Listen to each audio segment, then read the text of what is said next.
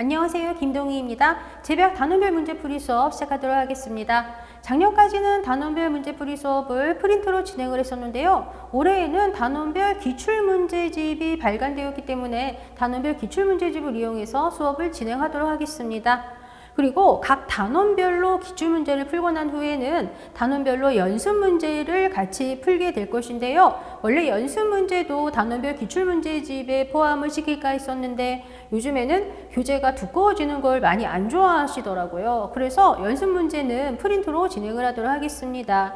그리고 이 수업은 8주 과정으로 진행이 되는 수업이고요. 상황에 따라서 보강이 진행이 될 가능성도 있습니다. 그런데 보강이 진행이 된다면 수업 진행 기간이 길어지는 것은 아니고요. 수업 진행하는 주 중에 다른 요일에 보강을 진행해서 8주 과정으로 수업 마무리되도록 진행하겠습니다.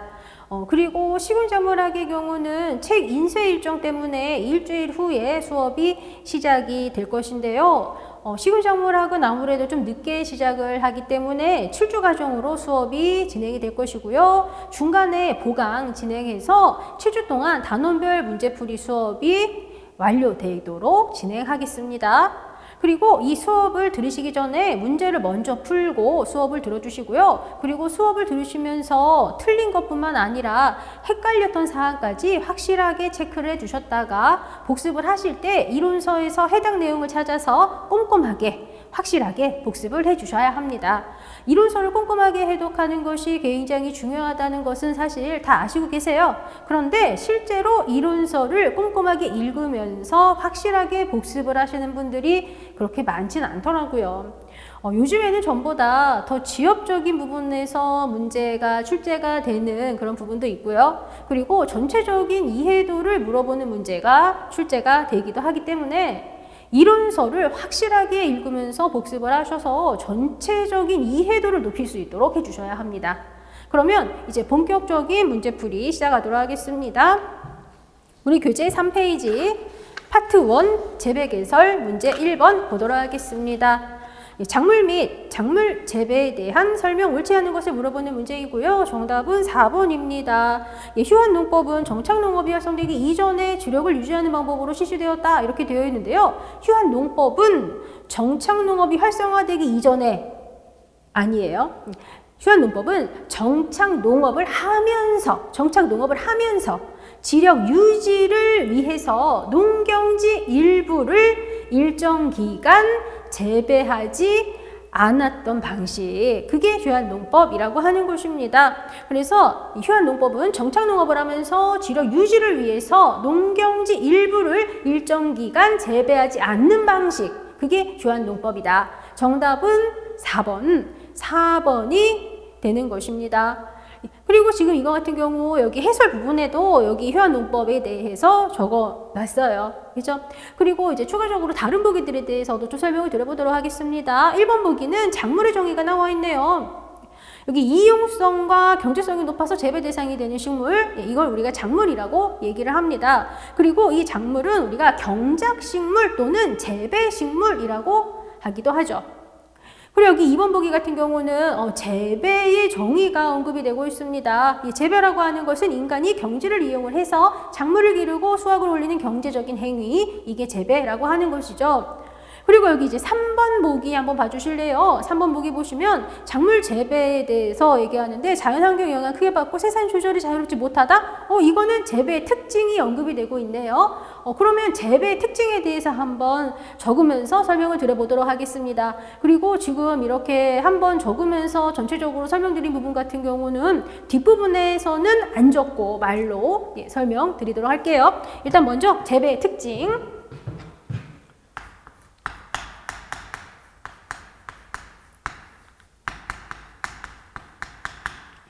유기 생명체를 다루고 토지를 생산수단으로 합니다. 이게 재배 특징인 거고, 그리고 또 재배 특징 관련한 게 좀 여러 가지가 있으니까 한번 적어 볼게요. 자연환경의 영향을 크게 받고 생산 조절이 자유롭지 못하죠. 자연 환경 환경에 영향을 많이 받고 생산 조절이 자유롭지 못하다. 이렇게 그냥 간단하게 표시할게요. 그리고 또 분업적으로 생산하기 어렵고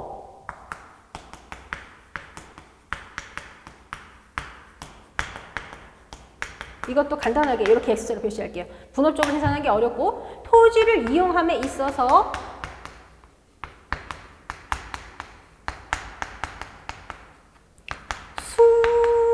수학 체감의 법칙이 적용이 됩니다. 그리고 자본의 회전이 느리고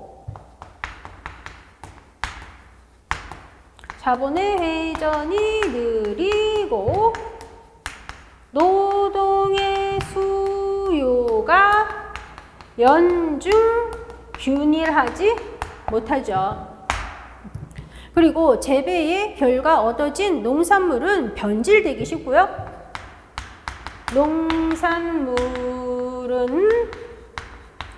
변질되기 쉽고 그리고 가격 변동도 심하죠. 가격 변동도 심하며 가격에 비해서 중량이나 용적이 큰 것이 많기 때문에 수송비가 많이 듭니다. 수송비가 많이 든다라는 거, 이것도 특징적인 사항입니다. 그리고 생산이 소규모이고 분산적이에요. 생산이 소규모이고 분산적이다. 그래서 중간 상인의 역할이 굉장히 큽니다. 그리고 또 수요의 탄력성과 공급의 탄력성이 작다라는 거. 이것도 특징적인 사항입니다. 그러면 지금 적은 사항들에 대해서 좀 간단하게 한번 말씀을 드려볼게요. 일단 이 재배라고 하는 것은 경지를 이용을 해서 작물을 기르고 수확을 올리는 경제적인 행위죠. 작물은 뭐예요? 작물은 식물이란 말이에요. 식물, 유기생명체, 식물을 다루는 거라고요. 그리고 그 식물은 땅에 뿌리 박고 살잖아요. 토지를 생산수단으로 합니다. 그리고 자연환경에 영향을 많이 받고 생산 조절이 자유롭지 못하다. 이거 같은 경우는 그냥 간단한 예시로 태풍이나 가뭄 같은 것을 생각을 해보시면 이해가 쉬우실 거예요. 만약에 굉장히 가뭄이 심하다. 당연히 작물들 영향 크게 받죠. 그리고 그렇게 가뭄이 심해요. 그러면 그런 조건에서는 내가 많은 수확량을 얻을 수가 없잖아요. 생산 조절이 자유롭지 못한 거죠. 그리고 공산품 같은 경우는 분업적으로 생산을 할 수가 있지만 이 유기생명체에 해당하는 식물, 작물, 걔는 분업적으로 생산하기가 어렵죠. 그리고 토지를 이용함에 있어서 수학 체감의 법칙이 적용이 되는데요. 한 땅에서 계속해서 작물을 길러봐요. 그러면 어느 정도 시간이 지나면 그곳에서는 내가 많은 수량을 얻기가 어려워집니다. 그리고 자본의 회전이 느리고 노동의 수요가 연중 균일하지 못한데요. 만약에 예를 들어서 내가 작물을 재배하기 위해서 봄에 씨를 뿌렸어요. 그리고 가을에 수확을 해. 그러면 내가 봄에 씨 뿌리고 가을에 수확을 해서 걔를 갖다 팔아야, 그래야 내가 돈을 버는 거예요. 그러면 봄에 씨 뿌렸는데 내가 돈 벌기 위해서 굉장히 시간이 오래 걸리는 거잖아요. 자본 회전이 느린 거죠. 그리고 농사 짓는 거는 어때요? 농한기, 농번기가 있단 말이죠. 그래서 노동의 수요가 연중 균일하지 못하죠. 그리고 뭐 농산물 변질되기 쉽다, 뭐 이런 건 뭐 당연히 뭐 아는 그런 상황이고, 그리고 가격 변동도 심하죠. 흉년이냐 풍년이냐 이런 거에 따라서 가격 변동 심하고 수송비가 더 많이 들어요. 그리고 보통 우리 그 작물을 재배하는 한마디로 농사 짓는 건 어때요? 농가에서 농사 짓는단 말이에요. 그러면 농가에서 농사를 지어요. 생산이 소규모인 거예요. 농가에서 작물 재배를 하니까. 그래서 생산 소규모고요. 분산적인 것이죠. 그리고 수요의 탄력성과 공급의 탄력성이 작다. 이거 같은 경우는 우리 공산품 중에서도 특히 옷이나 신발 같은 거하고 관련해서 생각을 해보면 또 이해가 쉽죠. 옷이나 신발 같은 거는 유행이 있거든요. 그래서 뭐 예를 들어서 뭐 어떤 신발이 유행이다 그러면 굉장히 수요가 굉장히 높아지죠. 그러다가 어느 정도 좀 시간이 지나서 유행이 지났어. 그러면 수요가 뚝 떨어져요. 그거는 수요의 탄력성이 큰 거죠. 훅 올라갔다가 훅 떨어지고 이런 거. 그리고 또 그렇게 막 유행이 어떤 게 유행이라고 해가지고 수요가 많아지면 공급도 많아지겠고, 그죠? 그래서 공산품 같은 경우는 수요의 탄력성, 공급의 탄력성이 좀 높은 편이다라고도 얘기를 할 수 있거든요. 그런데 공산품은 그렇지만 이 농산물이라고 하는 건 어때요? 농산물은 공산품에 비해서 수요의 탄력성도 작고 공급의 탄력성도 작다고요. 옷, 신발 이런 거는 유행이지만 밥 먹는 거는 꾸준히 먹어야 되잖아. 쉽게 얘기하면 그냥 쉬운 예시로 밥을 한번 생각해 보자고요. 밥 먹는 거 꾸준히 먹어야 돼. 그래서 막 밥 먹는 거 꾸준히 먹으니까 막 수요가 훅 올라갔다가 수요가 훅 떨어졌다가 공급이 훅 올라갔다가 공급이 훅 떨어졌다가 하지 않는다고요.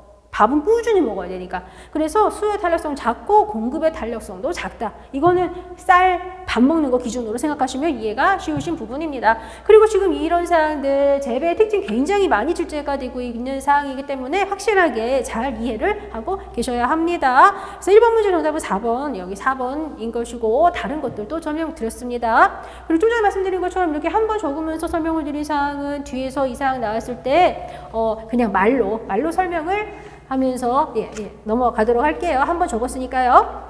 그리고 이제 2번 문제 보도록 하겠습니다. 식물의 진화와 재배 작물로의 특성 획득에 대한 설명 옳지 않은 거 정답 2번입니다.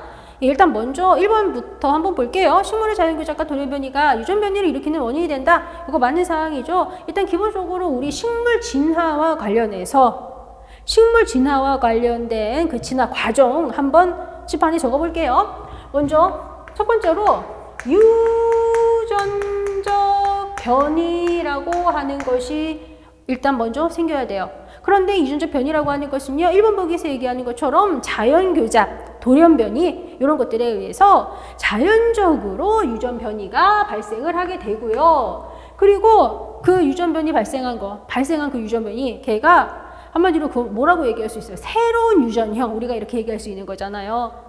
전에 없었던 새로운 유전형이 자연교잡이나 돌연변이 때문에 생긴 건데 그 새로운 유전형 중에서 환경이나 생존 경쟁에 견디지 못하고 죽어서 없어졌어. 그러면 그거는 우리가 이제 도태가 된 거다라고 얘기를 하고요. 그리고 새로운 유전형 중에서 환경이나 생존 경쟁에 견뎌낸 게 있어요. 살아남은 게 있어.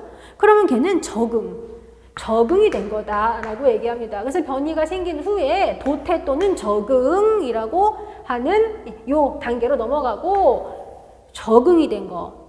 얘 같은 경우 오랫동안 생육하게 되면서 자기가 사는 생태 조건에 좀 더 잘 적응하게 되는 그런 이제 상태가 되는데요. 그렇게 생태 조건이 좀 더 잘 적응하게 되는 거, 그걸 우리가 뭐라고 얘기하냐면 순화라고 합니다. 그러면 이렇게 이제 순화가 된 거 있죠. 얘네들 한마디로 아주 잘 적응된 그런 유전형들이 자신의 유전형 그대로 안정 상태를 유지하기 위해서는 유전적 교섭이 생기지 않아야 돼요. 유전 변이가 생겼다. 전에 없었던 새로운 유전자형 가진 애가 생겼어요. 그리고 새로운 유전자형 가진 애가 그야말로 살아남았어. 그리고 걔가 자기가 사는 지역에 아주 잘 적응했대. 그러면 순화 이렇게 들어가는 거고. 그리고 그 새로운 유전자형 생긴 거, 걔가 자신의 유전형을 그대로 안정 상태 유지하기 위해서는 유전적 교섭이 생기지 않아야 한다. 그건 뭐냐면 다른 유전자 섞이지 않아야 된다는 얘기예요. 그런 거 우리가 뭐라고 얘기하냐면은 격리 또는 고립이라고 얘기하죠. 격리 또는 고립이라고 얘기를 합니다. 그런데 격리 또는 고립이라고 하는 거, 이거는 이제 종류가 격리 또는 고립이라고 표현하는 거, 이거는 종류가 세 종류가 있어요. 구체적으로 지리적 격리, 그리고 생리적 격리, 그리고 인위적 격리 이렇게 세 종류가 있습니다. 그러면 이거 지리적 격리 같은 경우는 뭐냐면 지리적 격리는 유전적 교섭이 생길 만한 개체가 지리적으로 굉장히 멀리 떨어져 있어. 그래서 상호간 유전적 교섭이 방지되는 거예요. 그리고 생리적 격리라고 하는 거, 이거는 유전적 교섭이 생길 만한 개체가 같은 장소에 있는데도 불구하고 개화기에 차이가 있다거나 아니면 교잡불임 같은 생리적 원인 때문에 유전적 교섭이 방지되는 것이 생리적 격리입니다. 그리고 인위적 격리라고 하는 것은 인위적으로 다른 유전형과의 교섭을 방지하는 거, 그게 인위적 격리라고 하는 것입니다. 그래서 지금 이거 같은 경우는 지금 이거 1번, 3번, 1번 보기, 3번 보기에 대해서 지금 이제 좀 말씀을 드렸고요. 그리고 지금 여기 이제 2번 같은 경우, 2번 문제 정답은 2번인데요. 이거 2번 같은 경우는요, 재배작물이 환경에 견디기 위해서 휴면이 강해지는 방향으로 발달했다라고 얘기하네요. 이거 재배작물을 환경에 견디기 위해서 휴면이 강해지는 방향으로 발달했다가 아니라 재배작물은 휴면이 약해지는 방향으로 발달했습니다. 이거 같은 경우는 작물의 발달 방향이라고 하는 거를 한번 적으면서 설명을 드려보도록 하겠습니다. 작물의 발달 방향. 일단 먼저 작물은 발화 억제 물질이 감소하거나 발화 억제 물질이 감소하거나 소실되는 방향으로 발달했습니다. 소실되는 방향으로 발달했다. 한마디로 이건 뭐냐면 내가 파종을 했을 때 금방 싹나는 방향으로 발달했다라는 얘기예요. 이게 뭐예요? 내가 파종을 했을 때 발화 억제 물질이 감소하거나 소실되는 방향으로 발달했다? 금방 싹나는 방향? 휴면이 약해지는 방향으로 발달한 거죠. 이게 한마디로 뭐예요? 이게 휴면이 약해지는 방향으로 발달한 거예요. 만약에 휴면이 강해지는 방향으로 발달했다면 내가 파종을 했는데도 불구하고 오랫동안 싹이 안 나네. 이렇게 되는 거라고요. 그래서 작물은 휴면이 약해지는 방향으로 발달되었습니다. 그래서 정답이 2번인 거예요. 옳지 않은 거. 그리고 또 추가적으로 다른 것도 한번 얘기해 볼게요. 이 작물은 생장 에너지가 많이 저장된 대립종자로 발달했습니다. 대립종자로 발달했다.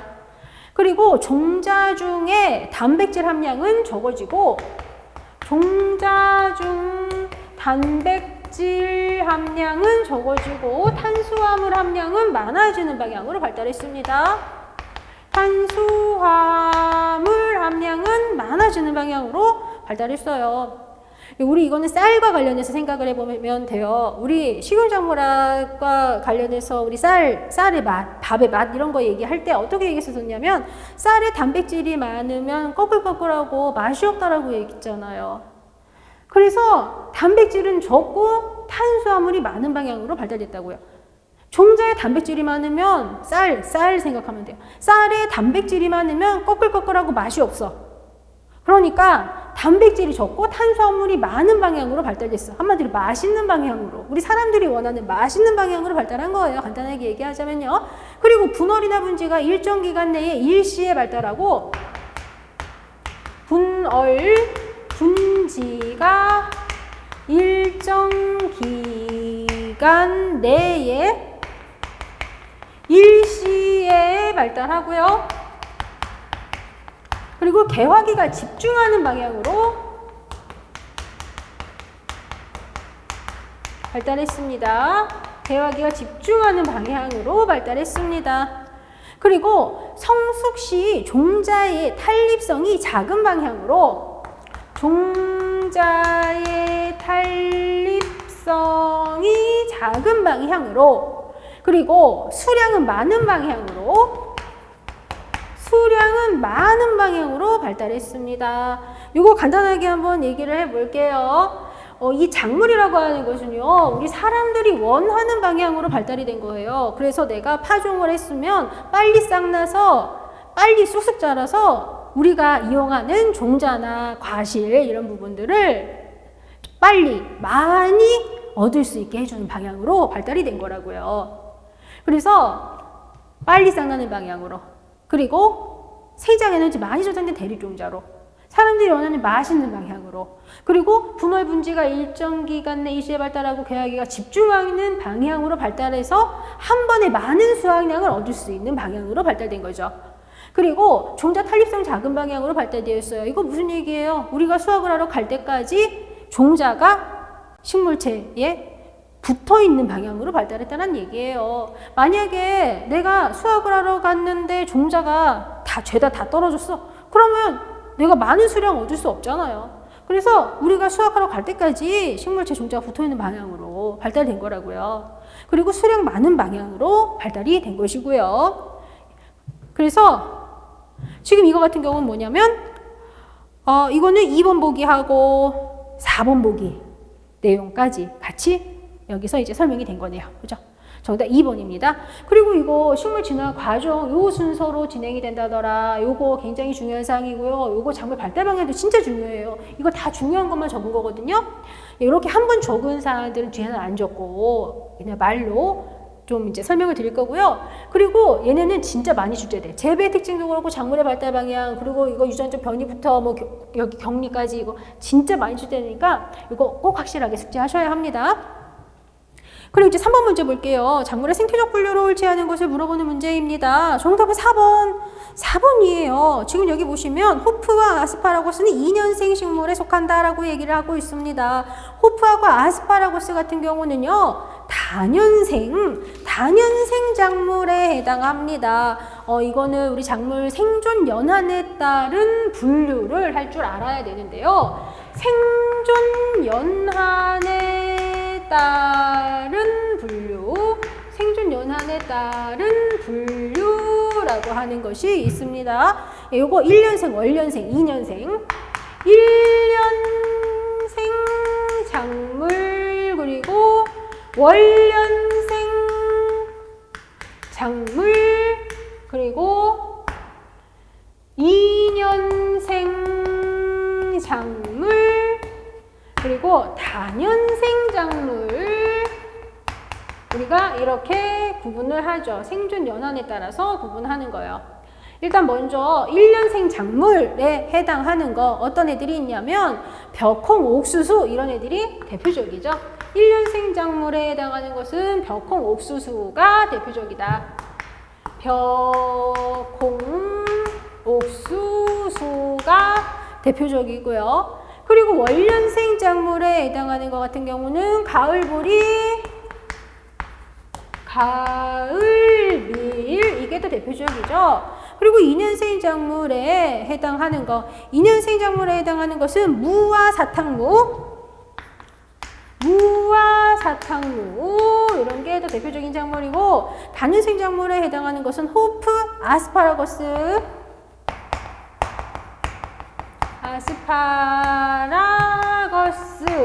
그리고 영년 목초류,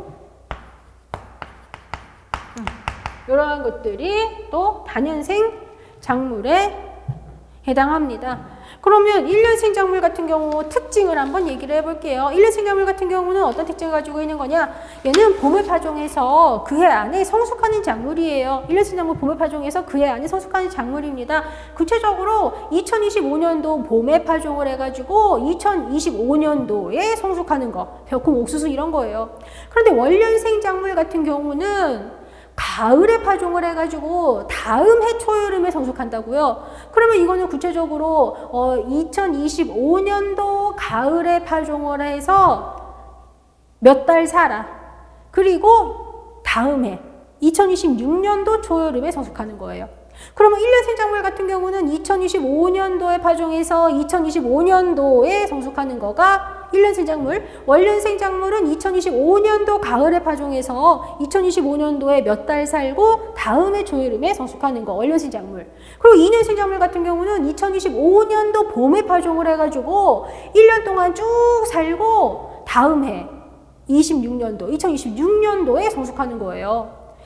2년생 작물은 2025년도 봄에 파종을 해서 1년 동안 쭉 살고 다음 해까지 살아. 그래서 그 다음 해에 성숙하는 거. 무사탕무 이런 게 2년생 작물. 다년생 작물 같은 경우는 생존 연한이 여러 해인 거죠. 호프, 아스파라거스, 영년 목초류 이런 거 다년생 작물이라고 하는 것입니다. 그래서 정답이 4번이에요. 호프, 아스파라거스는 다년생 작물이다. 그러면 여기 1번 보기 한번 보시면은요. 이거는 이제 티머시와 알팔파에 대해서 얘기를 하고 있는데요. 얘는 한지형 목초에 속한다라고 되어 있습니다. 티머시, 알팔파 한지형 목초 맞아요. 이거는요. 생육 저군에 따른 분류를 우리가 생각을 할 수 있어야 되는데요. 이거 여기 간단하게 이쪽에다가 한번 적어볼게요. 생육 저군에 따른 분류.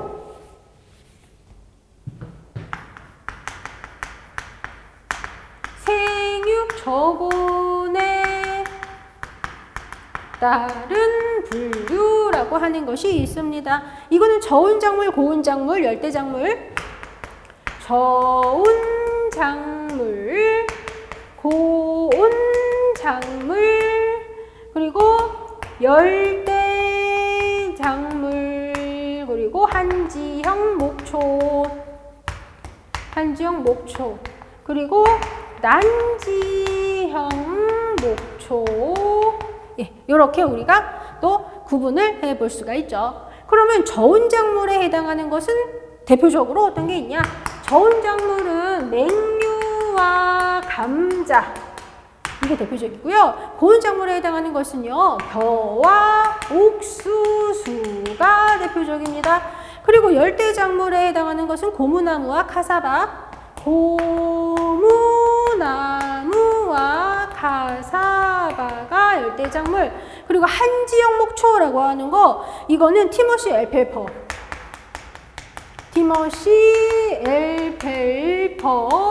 그리고 난지형 목초에 해당하는 것은 버뮤다 그레스,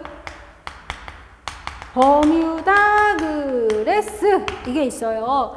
일단 저온 작물 같은 경우는 딱 이름만 봐도 저온 조건에서 생육이 양호하겠구나. 그리고 이거 맹류 감자 반드시 아시고 계셔야 되고요. 고온 작물 이름만 딱 봐도 고온 조건에서 생육이 뭐 양호하겠구나. 그죠? 벼, 옥수수 이거 생각하실 수 있으셔야 하고, 열대 작물 얘도 이름만 딱 봐도 열대 조건에서 잘 자라겠구나. 그죠? 그리고 한지형 목초 이거는요, 서늘한 환경 조건에서 생육이 양호한 특성을 가지고 있고요. 그리고 고온 조건에는 잘 적응하지 못하는 거예요. 그래서 한지형 목초 같은 경우는 서늘한 환경에서는 생육이 양호하지만 여름철 고온기가 되면 고온엔 잘 적응 못하니까 생육이 멈춘다거나 아니면 말라 죽는 하고 현상이 나타납니다. 한지형 목초는 하고 현상이라고 하는 게 나타납니다. 난지형 목초는 따뜻한 환경 조건에서는 잘 살아요. 그래서 난지형 목초는 따뜻한 조건, 따뜻한 지방에서는 굉장히 생육이 양호한 특성 가지고 있는데, 얘는 추운 조건에는 잘 적응을 못해. 그런 거가 난지형 목초라고 하는 것입니다. 그래서 1번 만예사항이고요. 그리고 여기 2번 보기 보시면 이거는 생육형에 따른 분류를 또 알아야지 되겠네요. 그렇죠? 2번 보기는 생육형에 따른 분류를 알아야 된다. 그러면 생육형에 따른 분류도 한번 해볼게요. 생육형에 따른 분류. 생육형에 따른 분류. 이거는 주형 작물, 그리고 포복형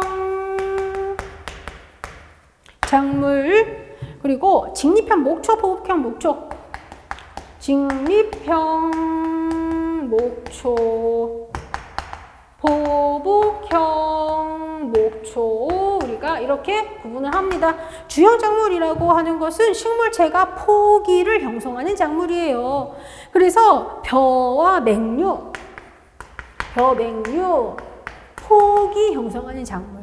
포복형 작물은 줄기가 막 땅을 기어가면서 지표를 덮는 작물입니다. 고구마가 대표적이죠. 그리고 직립형 목초, 얘는 줄기가 균일하면서 곧게 자라는 거, 직립, 곧게 자라는 거. 이게 직립형 목초이고요. 오처드 그레스하고 티머시. 오처드 그레스와 티머시가 직립형 목초에 해당합니다. 그리고 포복형 목초라고 하는 것은 줄기가 땅을 기어가면서 지표를 덮는 목초예요. 화이트 클로버. 화이트 클로버. 얘가 포복형 목초라고 하는 것입니다. 그래서 2번도 맞는 얘기. 3번 보리 감자. 맹류에 볼이 들어가잖아요. 어디 갔어?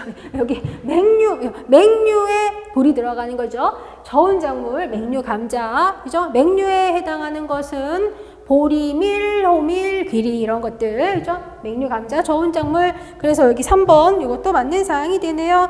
3번 문제 정답은 4번이 되는 것입니다. 4번. 자, 4번 문제 한번 가볼게요. 작물의 생태적 분류에 대한 설명 옳지 않은 거 정답 2번이에요. 왜 2번이에요? 난지형 목초 버뮤다 그레스예요. 그런데 버뮤다 그레스와 같은 난지형 목초는 하고현상 안 생겨요. 하고현상 생기는 거 뭐라고 했어요? 하고현상이 나타나는 것은 한지형 목초라고요. 이 한지형 목초는 서늘한 환경 조건에서는 생육이 양호하고 여름철 고온기에는 잘 적응 못해요. 그래서 얘는 여름철 고온기에 생육이 멈춘다거나 아니면 말라 죽는 하고현상이 나타난다. 한지형 목초에는 티머시 엘페퍼가 해당한다. 그리고 난지형 목초는 따뜻한 지역에서 잘 살아요. 고온기에 잘 살아요. 그리고 얘는 따뜻한 조건에서는 잘 살지만 추위에 약해. 난지형 목초는 추위에 약해. 버뮤다 그레스. 그래서 여기 2번에 버뮤다 그레스가 난지형 목초는 맞지만 여름철 고온기 하고에서 나타나는 것은 한지형 목초다. 정답이 2번이 되는 것입니다. 그리고 여기 1번 봐주세요. 오처드 그레스, 직립형 목초 맞죠? 가을밀과 같이 가을에 파종해서 그 다음 해에 성숙하는 작물이 월년생 작물이다. 이거 3번도 맞는 사항이에요. 보시면 여기 봐보세요. 월년생 작물에 뭐 있어요? 월년생 작물에 가을보리, 가을밀 있잖아요. 월년생 작물 맞습니다. 그래서 이 월년생 작물은 가을에 파종을 해서 다음 해 초여름에 성숙하는 거다. 구체적으로 2025년도 가을에 파종을 해서 2025년도에 몇 달 살고 다음 해 초여름에 성숙하는 거 월년생 작물입니다. 그리고 여기 이제 4번 봐주세요. 사탕무와 같이 봄에 파종을 해가지고 다음 해에 성숙하는 게 2년생 작물이다. 구체적으로 2025년도 봄에 파종을 해가지고 1년 동안 쭉 살아. 그리고 다음 해에 성숙하는 거 무사탕무 2년생 작물 맞는 사항이죠. 여기 2년생 작물 여기 2년생 작물 여기 요거 생각하시면 됩니다. 4번의 정답 2번이고요. 그리고 이제 5번 문제 가보도록 하겠습니다. 5번 문제 작물 분류와 해당 작물 연결로 옳지 않은 거 정답 4번이 됩니다. 지금 여기 보니까 녹비작물, 사료작물, 약용작물, 유료작물 이렇게 나와 있는데요. 일단 정답 4번이고요. 이 유료작물이라고 하는 거 이거는 공예작물에 해당하는 것이죠. 네, 공예작물이라고 하는 거 여기 한번 적어볼게요. 공예작물이라고 하는 것은요. 전분작물, 유료작물, 섬유작물, 전분작물, 그리고 유료작물, 그리고 섬유작물, 그리고 당뇨작물 이렇게 구분을 합니다. 당뇨작물 이렇게 구분을 해요. 전분작물에 해당하는 것은 옥수수, 고구마, 감자, 옥수수, 고구마, 감자 얘네가 전분작물이고요. 유료작물이라고 하는 거 이거는 오일 크롭이에요. 참깨, 들깨, 아주까리. 유료작물은 참깨, 들깨, 그리고 아주까리.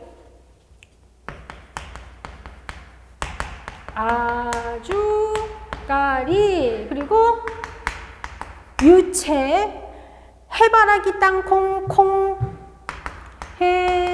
해바라기, 땅콩, 콩, 그리고 아마, 목화,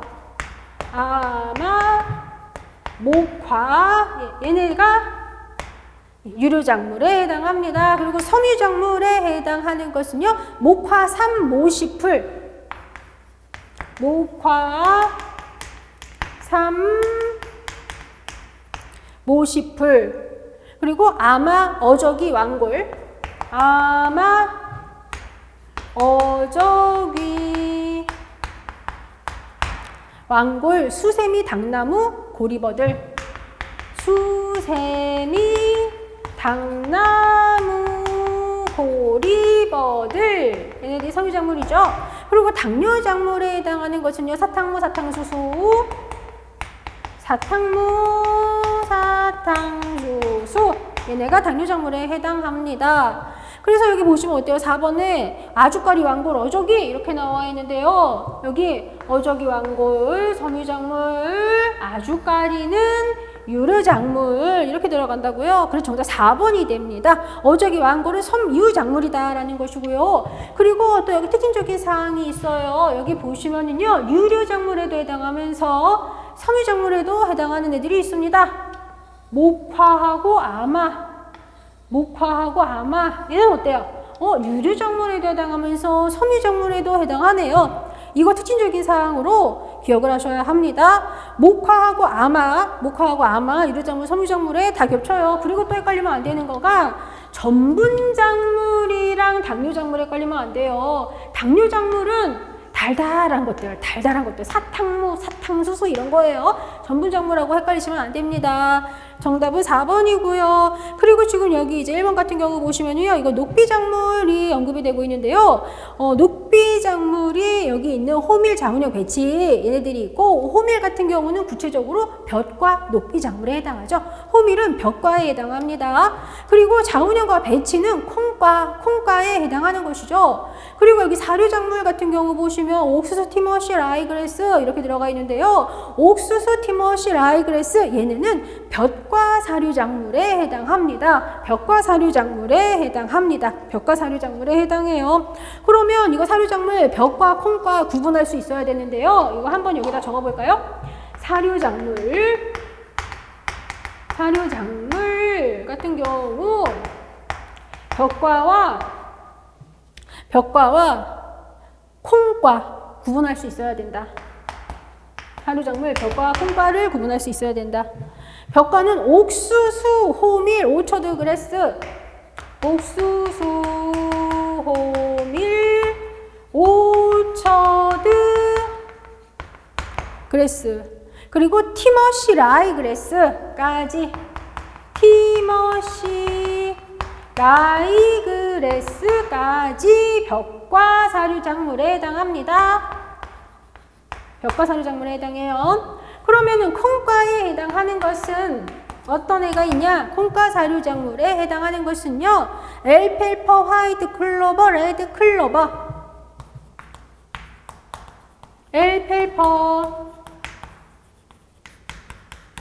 화이트 클로버, 레드 클로버, 얘네들이 콩과 사료작물에 해당합니다. 요것도 우리가 구분할 수 있어야 돼요. 그래서 요거 벽과 콩과 구분 필수로 아셔야 됩니다.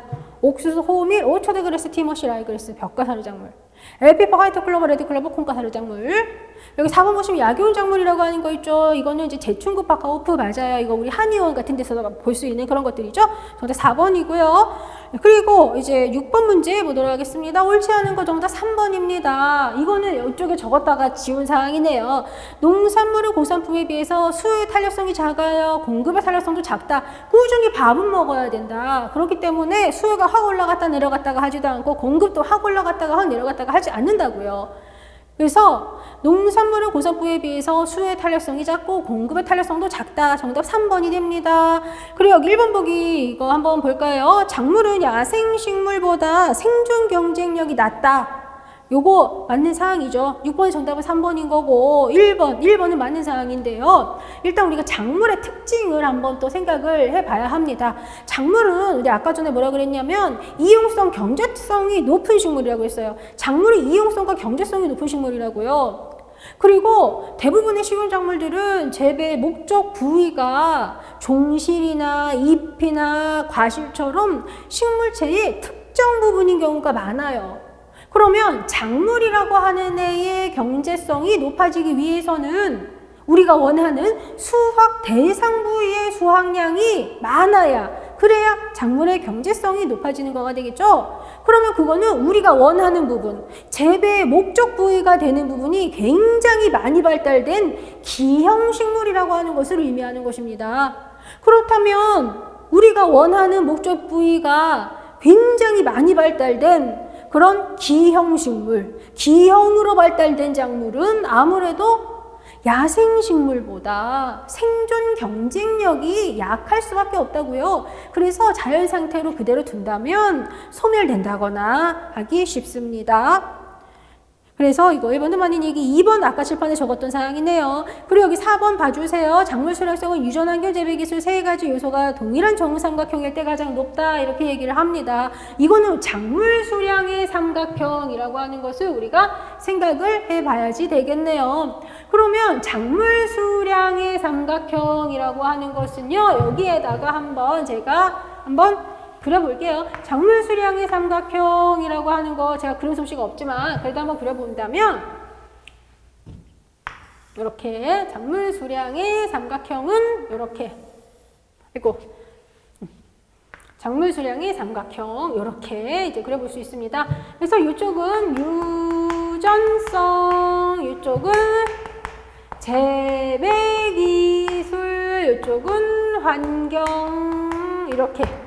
사실 이 작물 수량의 삼각형 관련해서 한쪽 유전성, 이쪽은 환경, 이쪽은 재배기술, 이건 뭐예요? 우리 재배학책 파트 제목이잖아. 유전 환경 기술. 유전 파트, 환경 파트, 기술 파트. 이거 우리 재배학 교재 파트 제목만 기억하면 돼요. 그리고 이 유전성, 환경 조건, 재배기술, 이 세 가지 요소가 똑같이 동등하게 적용이 될 때에 많은 수량을 얻을 수가 있습니다. 기본적으로 우리 삼각형의 면적이 최대가 되기 위해서는요, 세 변이 다 같은 동일한 정삼각형이 되어야 한단 말이에요. 그래서 작물 수량이 최대가 되기 위해서는 유전성, 환경 조건, 재배기술 세 가지 요소가 동등하게 적용이 되어야, 그래야 작물 수량이 최대가 될 수가 있는 것입니다. 6번의 정답 3번, 그리고 이제 7번 문제를 한번 가보도록 하겠습니다. 분화 과정에 대한 설명 옳지 않은 거 정답이 4번이 됩니다. 여기 이제 4번, 생리적 격리가 되면 같은 장소에 있는 개체들 간의 유전적 교섭이 활발히 발생한다가 아니라 같은 장소에 있으면서도 유전적 교섭이 방지된다, 이렇게 들어가야죠. 이쪽에 적었다가 지웠죠. 기본적으로 우리 이거 작물 분화 과정 또는 뭐 식물의 진화 과정 이렇게 표현하는 거, 그거에 대해서 아까 전에 한번 쭉 적었었잖아요. 일단 먼저 유전적 변이가 생기고, 그리고 그 변이체가 도태 또는 적응 둘 중에 한 가지가 돼. 도태가 됐으면 뭐 없어졌으니까 걔는 그만이지만, 적응이 된 거, 살아남은 거가 있다. 그러면 걔는 환경 조건에 더 잘 적응하게 된다. 그건 순화라고 했고요. 그렇게 순화가 된 애가 자신의 유전형을 안전 상태 그대로 유지하기 위해서는 격리 또는 고립이라고 하는 게 이루어져야 된다라고 했고요. 그리고 그 격리는 지리적 격리, 생리적 격리, 인적 격리, 이렇게 세 가지가 있었잖아요. 생리적 격리라고 하는 것은 유전적 교섭이 일어날 만한 개체가 같은 장소에 있는데도 불구하고, 생리적 격리는 유전적 교섭이 일어날 만한 개체가 같은 장소에 있음에도 불구하고 개화기가 차이가 난다거나 교잡 불임 같은 생리적인 원인 때문에 같은 장소에 있으면서도 유전적 교섭이 방지가 되는 거라고요. 그래서 정답이 4번이 되는 것이죠. 그리고 여기 1번, 2번, 3번 이거 이미 다 설명드린 사항이네요. 정답 4번입니다. 8번 문제 보도록 할게요. 식용작물이면서 전분작물인 것으로만 묶인 것을 물어보고 있습니다. 일단 기본적으로 식용작물에 해당하는 것은요, 우리 식용작물학 파트 제목을 생각하면 돼요. 우리 식용작물에 해당하는 게 어떤 애가 있었어요? 식용작물은